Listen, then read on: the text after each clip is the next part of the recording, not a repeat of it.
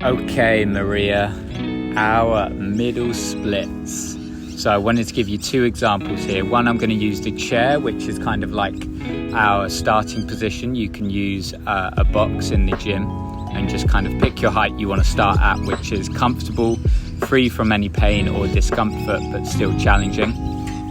And then you're going to bring the legs nice and wide, toes pointing slightly out, and just get used to this position. So we want to start right at the start of this middle splits journey, just getting comfortable with being in this wide-legged stance. So choose a height that's comfortable for you.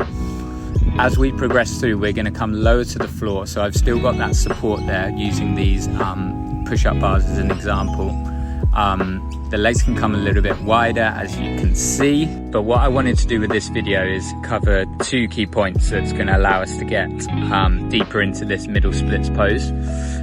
So the first one being is we're essentially going to utilize our PNF stretching. So you've done this with our hamstring stretches before, where we're using the band and we're pushing actively away for 10 seconds and then coming deeper into the stretch for another 20 seconds. We're going to use that same concept in the middle splits here. I'll write all of it out for you in the instructions, but I just thought I'd include it in the video as well, just to make sure that you were aware of the particular technique we're using. So you might be able to see in the video that I'm kind of actively driving the inside of my feet into the floor for a period of time. So the whole leg is active. It's almost like you're trying to bring your feet together, but the floor is obviously stopping you from doing so. But it's that active drive that we want. And then you release that active stretch and come into a passive one, which should allow you to kind of sink a little bit deeper into that middle splits. And we're just going to rotate through a series of those. As I said, I'll leave the instructions in the notes of the exercise. The other thing is a little bit of an anatomy lesson, so bear with me. But we need to essentially understand the relationship between the femur, so the long thigh bone, which is the ball, and then the hip joint, which is the socket. So we've got our ball and socket joint at the hip. What happens when we go into this middle splits pose is the femur reaches a point where it can't go any further because it's being blocked by its kind of,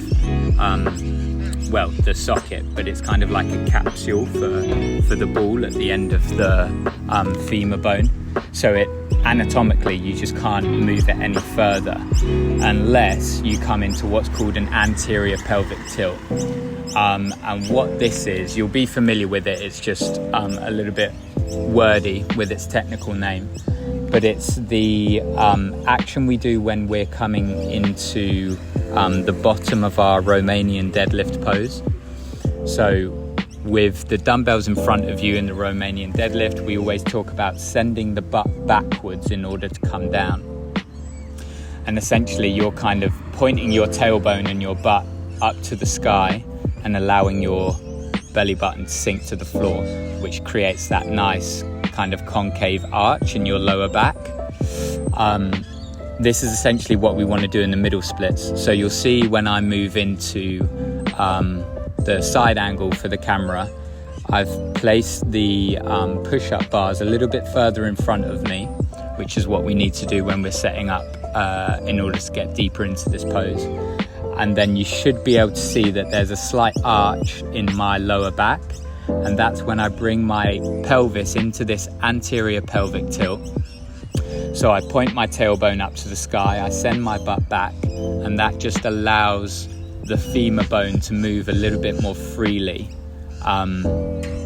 inside the socket joint of the hip. Hopefully the anatomy side of things hasn't put you off and you can just see what I'm doing in the video and replicate it. But if I need to explain it in more detail, I'm more than happy to. But as I said, our starting position is going to be up on a box that you feel comfortable at.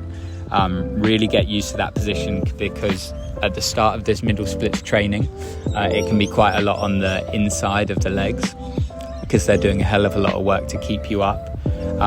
So you might get that kind of muscle soreness in this initial phase. So we don't want you coming too far into the stretch.